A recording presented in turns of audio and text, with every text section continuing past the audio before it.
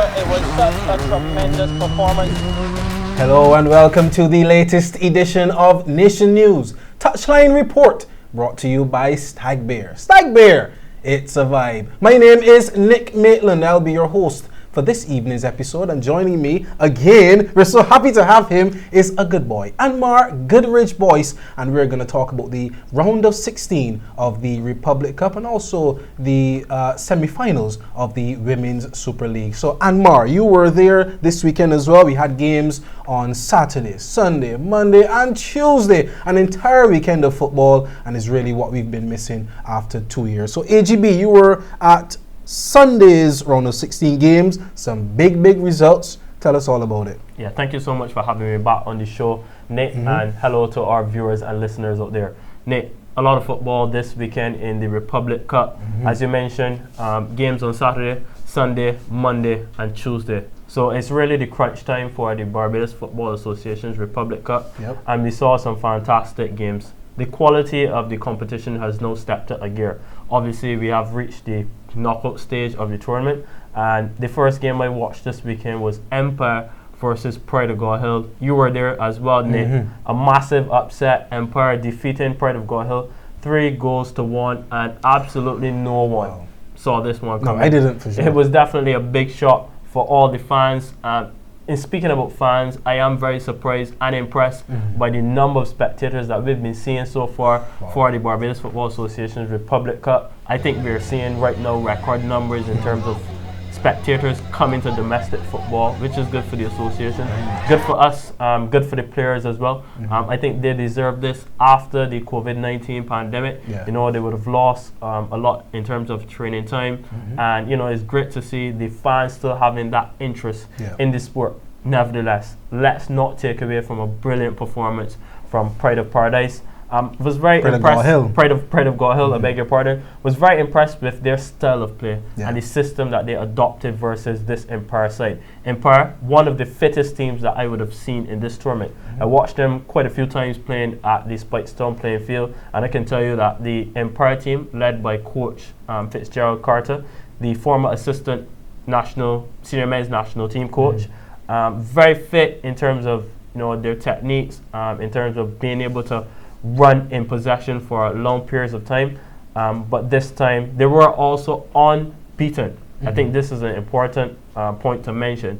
Up until the round of 16, Empire were unbeaten. 5 from 5, a perfect record.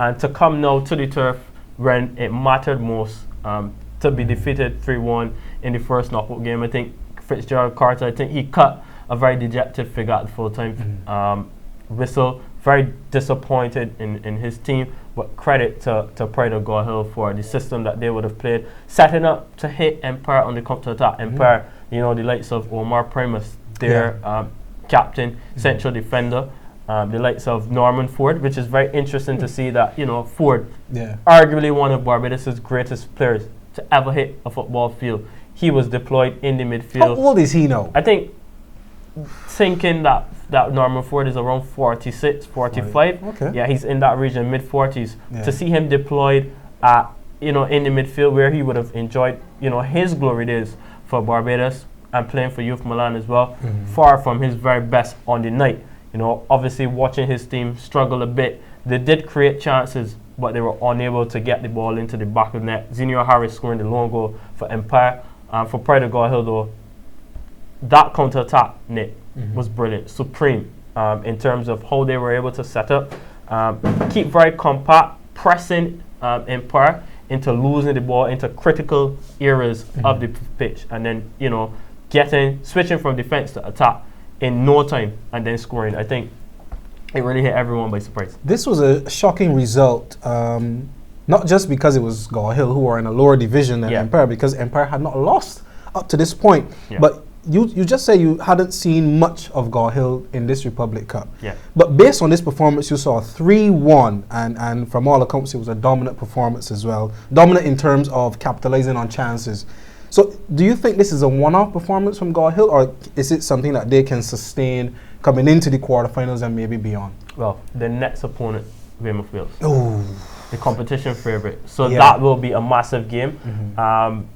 Pride of God Hill, they lost 2 players in this game versus Empire, so that would be interesting. They were actually reduced to 9 men, so I think they will be missing 2 key players as well. But football is played on the day and night. Indeed. And once you turn up, once you have 11 players out on that field, you stand a chance. So I think Pride of God Hill will still be buzzing after a performance like this, definitely boosting their confidence ahead of the quarterfinals. And as I mentioned before, I don't think that they'll be looking at names. No. I don't think it'll be about names for Pride of God Hill. I think they will be saying, you know what, we have a chance just like Weymouth Wales. So I'm excited and I'm really looking forward to see what that game will bring. And Weymouth Wales competed on the same Sunday night. They beat Bredenshill 3-0. Tell us about that one. Yeah, so pretty much one-way traffic for Weymouth Wales. Like I mentioned before, they are the competition favourites. I saw them play twice for this competition as well. They don't look like the norm of Weymouth Wales, but obviously we know they have the big names. And they were a bit fortunate to have the likes of Akeel Hill, Kishmar Primus, players who would have played in the Barbados Defence Force sports program, coming over now to Weymouth Wales. Obviously, we do know the situation with the BDF FSB, so they came over to Weymouth Wales now, and it's kind of a boost, an advantage for them, added to a number of the national players that Weymouth Wales would have had before. So it's a massive cadre now of players who would have represented Barbados now on this Weymouth Wales team. So yeah, I do agree with a number of the spectators and a number of the fans. Weymouth Wales is one of the favourites, and we saw on the night Romario Pete Herod, he missed the opportunity to put Wales ahead, being denied from the penalty spot by Tennyson Miggins. I thought it was a very good save from the goalkeeper. But then Kimar Headley, he scored twice before substitute Arantes Norris netted the third and final goal for Weymouth Wales. So in the end, Weymouth Wales cruise into the quarterfinals, and they'll be looking to go on to the semi-finals as well. I think so, and you've just waxed lyrical about Weymouth Wales, but another team that I think can get to the final is Paradise, and they played on Saturday, and they laboured to a 3-0 victory over Pinelands. Armando Sugar Lashley, he scored twice, and Shamari here with a late substitute, he scored 1. That was a similar scoring pattern to Wales, and the big victory on Saturday was UE Blackbirds. They beat Barbados Soccer Academy 7-2. Rivaldo Messiah got 1. Kobe Shepherd got 2 goals. Ramon Griffith, the captain, he scored for Blackbirds. And this guy here, Jaden McCollum, with another hat-trick, his 4th hat-trick of the competition. And AGB was just saying that we must invite him down here one day, maybe to invite him, maybe to give him some of this stag, apparel. But Jaden McCollum, he's a big star for UE, and he will be very, very instrumental in their quarterfinal against Paradise. So those 2 quarterfinals are set. UE Blackbirds versus Paradise, that will be 9 p.m. on Saturday, and then Wales versus God Hill, that will be at 8 p.m. on Sunday. But when we come back, we will talk about the games on Monday and Tuesday.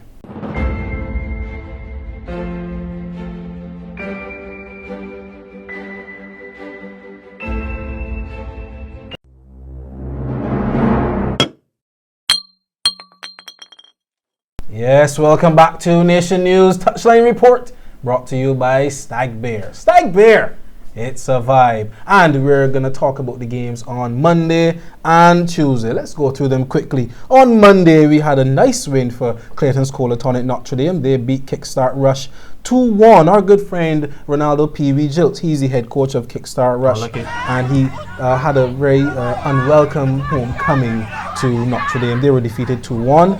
Goals from Zico Edney, who was sent off in the second half, and Antone Pookie Graves got Notre Dame the win, and Jonas Janai scored from the penalty spot for Kickstart Rush.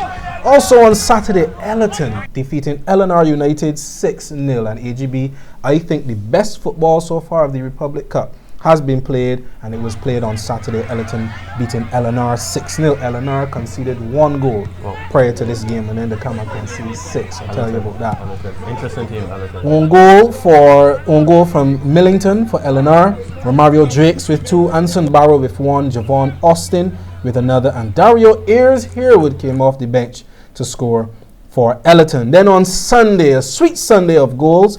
Deacons, they beat Fitzvillage 4-0. Shaquan Haynes, Keon Atkins, who was sent off, Shemaine Richards, and Kavian Ennis, that's a name that is familiar to Touchline Report. they scored for Deacons, and for Wotton, they beat Potential Ballers 6-0. Your boy DeMar Linton didn't get any goals, but Kyle Gibson got 2 for Wotton, Khalil Gill with another 2, Kimar John with 1, and Terrell Williams with 1. 6-0 for Wotton over Potential Ballers. So AGB, let's look forward now to the quarterfinals.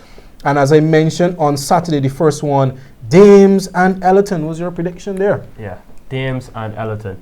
That's a massive one. I think I'm going to go with Ellerton. You mentioned Ellerton being the team that has been playing, some of the best football that we've seen so far for the Republic Cup. Ellerton is a team where they have been playing together for quite a while. Yes. A number of seasons now they've been playing together. I think it's a very close-knit unit, a very community-based team as well. Once Ellerton playing, the entire Ellerton support will be coming out to the turf. So I think Ellerton will go through. We've seen some good football from them, especially Jaheim Headley, who is the former under-20 national team left back. He's elevated now to the Ellerton senior team as well. So I think Ellerton stands a good chance in that game. So I think my pick would be Ellerton for that one. I think so too. But before we move on to the other quarterfinals, I spoke to Dames coach David Ward, and he told me about his team's performance and his hopes for his team's rest of their competition. Well, yes, it was tough, right? And we hope to make it tough on ourselves by attitude, discipline, which we continuously work on. But, when we get into the game, sometimes the adrenaline flows. But that is the time now that you got to containerize yourself, and start to think about the bigger picture, which is the club. Okay? And moving on now, you're into the quarterfinals. What are your hopes for this team to win this entire competition? Well, I'll be honest. I had a dream, and I told them, well, let's stop our zone because I prefer to be in that zone. Don't mind that we have a lot of Premier League teams like UE, Paradise, and Ellerton in that zone. But I'm confident, okay, because we do work hard, right? So I'm confident that we'll get there to the finals. Unfortunately, you're going to miss Zico Edney in your next game. Yes. Sent off today, but you think that you still have the firepower to get past your next opponent? Well, it's a great loss. Losing Zico, it's a great loss. Plus, he's one of our #1 goal scorers. But yes, we have that firepower. We have a youthful team this time. And to be honest with you, all the men are fighting and they gel well. So yes, we do have that firepower. As you can see, Dwayne Mars did not even start. He came on. So that's strength for the second game also, Marco St. Hill, right? And we still have the likes of Azarel Crony. So we are strong. Young but strong. Thanks, coach. All the best for the tournament. Thank you very much. It's a blessing. Thanks, coach, and all the best to you guys for the rest of the tournament. And one guy who may have some different opinions to you is Rashawn Speedy Gittins. He's a winger from Ellerton, and we spoke to him as well after Ellerton's big victory, and this is what he had to say. The team had a good start. We had some possession of the ball. We played it left to right, started to tire them out. First goal was a lucky one. The goals after were some pretty good ones. We started to catch some momentum, and we eventually got into our stride. We usually play on the turf, in Premier League, so playing back on the turf was just natural for us, Plus, our players are, pretty fit and whatnot. So it was a good first half, and then the second half we just finished it off. I'd like to see this Ellerton team because you guys are a really well-drilled unit. I remember the same team from the Capelli Cup. You kept most of the same players, yourself included. Yeah. What are your chances for this year? I mean, Capelli Cup, you came second, you got to the final. Yeah. You lost by a late goal. This year, same guys, even 45 the team with some older experienced players. So what are your thoughts for this team, this tournament? Okay, so the guys were a bit down for the tournament before the Capelli, because we came third that one. Capelli we came second, so I guess it's only right that we win this one. So we're gonna fight. You see, the guys left everything on the pitch, so that's just all it is, fighting to the end and getting the points and try to see if we could lift the cup later on in the finals. Yeah. Looking like the next round, you have Notre Dame. What's the game plan gonna be for them?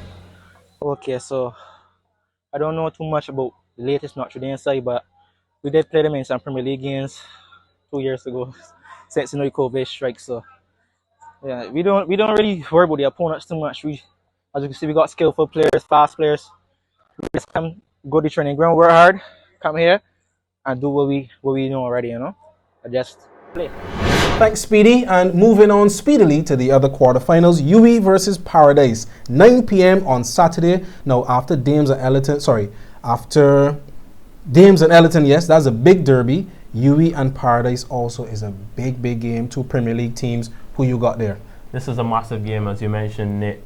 I think it is a case where we'll see Armando Shigalashi, who is the leader of that Paradise attack. Yes. He will match up against Jaden McCullin, the youthful Jaden McCullin for UWI.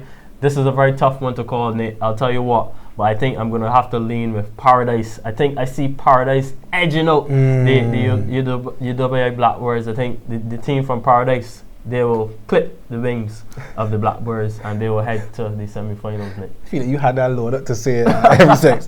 Let's move on to Sunday's quarterfinals. Wharton versus Deacons, two very community-based teams. Strong support. Who's going to win this one, 4 p.m. on Sunday? Yeah, we mentioned the other games being big matchups, but I think this will be the most interesting game so far of the Barbados Football Association's Republic Cup. As you mentioned, Wharton and Deacons, two community-oriented teams. It's a very, very, very tough one to call, Nick. Deacons without their main man, Keon Atkins. That is true. You know, the talisman for that team. He is the last player who would have scored an international goal for Barbados, scoring versus Antigua in that game. So he will be a massive, massive loss for Deacons. But nevertheless, they'll have Kevin Innes as well. Wharton also have a good set of players as well. But I think I'm going to have to lean towards, I think Deacons will find a way to edge it out. I think I'm going to call it 2-1 Deacons. I don't believe in Deacons for this one, simply because they're going to be without their leading scorer, well, their real talisman, and their leader in general, because even though he's a striker, I saw him in that game dropping back into the midfield, kind of even picking the ball off the centre-backs as well, directing the guys and moving them around and stuff. So without him, without my face, I think that they'll be lacking a leader for sure. And I don't think Deacons will have it to beat Wharton, who look like a real close-knit unit. As you mentioned, Ellerton is one as well. So you're saying without the man face, Deacons will face an uphill battle. Oh yes. Okay, I'll just leave you with that one. The last quarterfinal, 8 p.m. on Sunday. Now, everybody who's a football fan in Barbados, AGB, is coming out to this game. Yeah. I thought Dames and Ellerton is big. It is massive. But this game is massive. Weymouth Wales versus Pride of Gaw Hill, and all the football fans, you know the ones who were upset at you for saying that Barbados never had any glory days. Yeah. All of those guys will remember from their days in football going to the stadium, watching Weymouth Wales, watching Gaw Hill, knowing that when Gaw Hill playing, the whole of Gaw Hill empty. The whole of Carrington Village empty. Everybody is at the stadium watching these two teams. Massive game. Hopefully a massive scoreline. What's going to happen here? Weymouth Wales 4. Pride of Gaw Hill, no. I think it's going to be 4-0. To be honest with you, Nick, Pride of Gaw Hill missing two important players. I just see Weymouth Wales overpowering them at this point in the time in terms of the tournament. Weymouth Wales, the likes of Hayden Holligan, Kimar Headley, Romario Pete Herwood, Arantes Lawrence. You know, we could go on and on and on in terms of players and star-studded players that Weymouth Wales have. So, you know, it would be a massive, massive shock if Weymouth Wales were to exit the tournament. But like I said, football is played on the day, and Pride of Gaw Hill definitely will still have a chance. So the Carrington Village boys will take Pride of Place over Pride of Gaw Hill. So those are our recommendations and our predictions for the quarterfinals on Sunday. Let's just go through them again for you. 5 p.m. on Saturday, you have Dames and Ellerton. 9 p.m. on Saturday, you have UE versus Paradise. 4 p.m. on Sunday, Wharton versus Deacons. 8 p.m. on Sunday, Weymouth Wales versus Pride of Gaw Hill. These Women's Super League games are also going on, and on Saturday at 7 p.m. in between those two quarterfinals, you will have UE Women versus RF Prime. That is the semi-finals of the Women's Super League, as well as Fitz Village and Kickstart. They play on Sunday at 6 p.m. Also another semi-final for the Women's Super League. And remember, our women are also competing, so you have to come out and give support early for the men, in between for the women, and then late for the men once again. AGB, we're soon done. Who is the player of the week this week? It was not a difficult decision by any means. Who's the player of the week? Jaden McCullin for UWI Blackbirds. Yet again, this young man has scored another hat-trick. He's phenomenal. I think right now at this point of the tournament, obviously we don't have those statistics and records, but I think Jaden McCollum, he has to be one of the top scorers of the Republic Cup. And you know, he shows his quality week in and week out, and congratulations to him. Credit must be given as well to his coach, Mr. Fabian Musa, doing an excellent job with the UWI Blackbirds. So congratulations once again. Jaden McCollum, you are the player of the week for the men's tournament. AGB, I think that is it for us this evening for this special episode of the Touchline Report. So thank you very much for your analysis. Thank you for being here, because you have so many things to do. So thank you for being here for one more week. And as I said, this is not going to be any more cheesy intros. I'm just going to goodbye, be good, and I lost it, so don't worry about it.